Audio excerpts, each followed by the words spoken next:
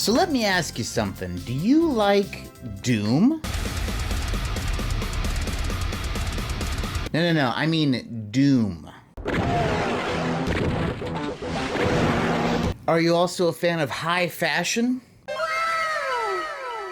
Because I think I may have the game for you, and that is Fashion Police Squad. I saw this pop up on Limited Run Games like a little while ago for Standard Edition.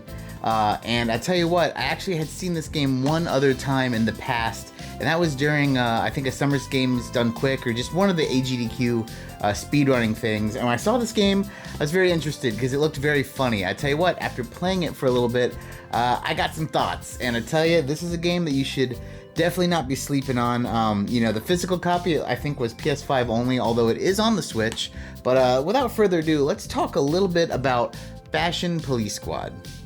Hey, but before we get too far ahead of ourselves, I'd really love to thank the sponsor of today's video, and that is 98 Honda Accord. 98 Honda Accord. Probably your first car, maybe. But probably. Even at this moment, our fashionable city is under assault. Baggy pants, dull suits, sightings of socks with sandals. So, Fashion Police Squad. You know, when you start the game, you actually get a couple difficulties, so that's kind of cool, because if you're just wanting to have a fun, wacky, zany time, you can just go on the easy difficulty, or if you want to make it a real challenge, you can go to the hardest difficulty.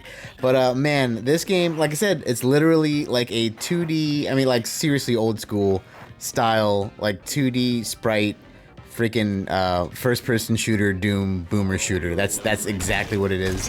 The whole premise of the game is obviously people are having fashion faux pas, and you have to go through and resolve these issues with your fashion police guns.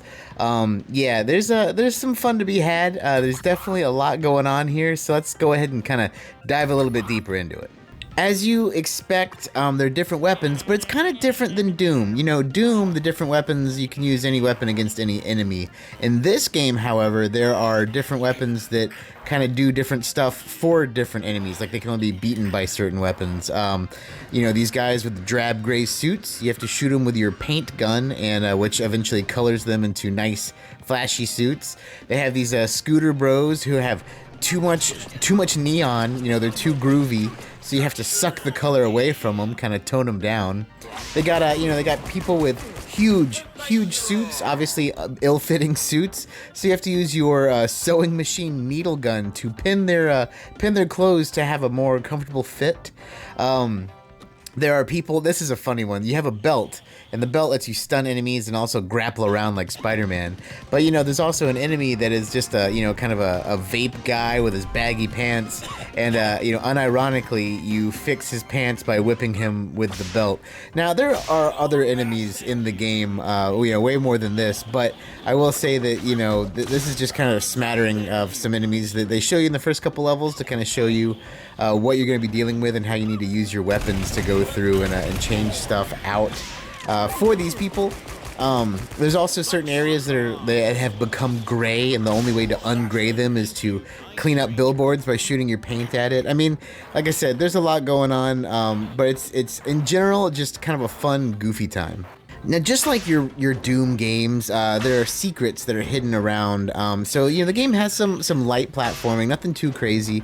However, if you want some of these secrets, the platforming, you know, as you get later in the game, gets a little bit more intense just to find them. You know, early secrets are as simple as just down a non-intrusive hallway, but you know, it might need to you might need to jump onto certain you know, boxes or air conditioner units to get to a higher place, to jump over a certain fence to find future secrets. And the secrets are basically like kind of Easter egg pictures of the main character wearing seemingly outfits from other games. I mean, you know, Mugatu from Zoolander, or even, you know, Doom Guy, or all sorts of stuff, Duke Nukem.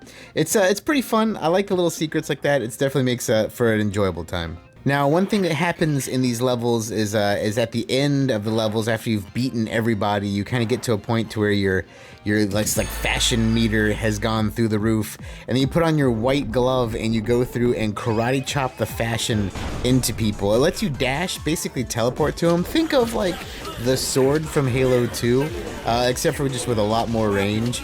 And you have like a time limit, and you just go through and slap the fashion onto them. I tell you what, these are really fun sequences.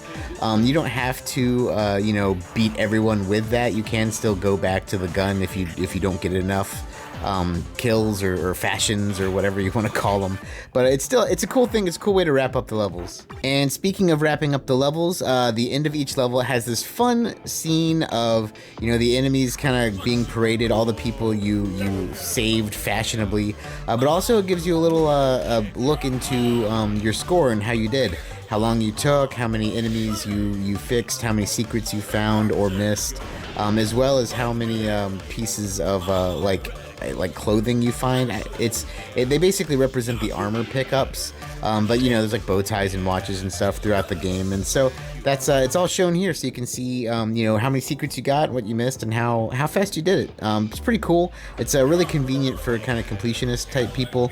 And then of course, if you get to where you have a good handle on where everything is, then you can focus on speed and kind of turn this into a like a speedrunning game, which is, like I said, where I first saw this game. So definitely lends itself to that for sure. So like you would expect, this game does have bosses. I'm not going to show any crazy late game bosses, not to spoil anything, but the first boss is pretty interesting. He reminds me of Mr. Big or someone like that, just some huge businessman type guy. But as you go through the phases, you blast him with your paint, slowly working him down.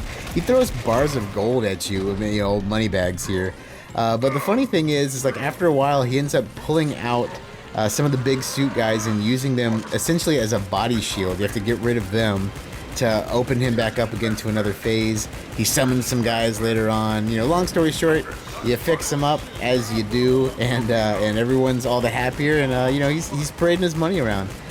Like I said, on the whole, this game is ridiculous. It's really fun. It's a cute and interesting take on the old school Doom style shooters. But yeah, you can't really go wrong with a game like this. Something that's interesting and different, but still fun enough to hold my attention, that's for sure.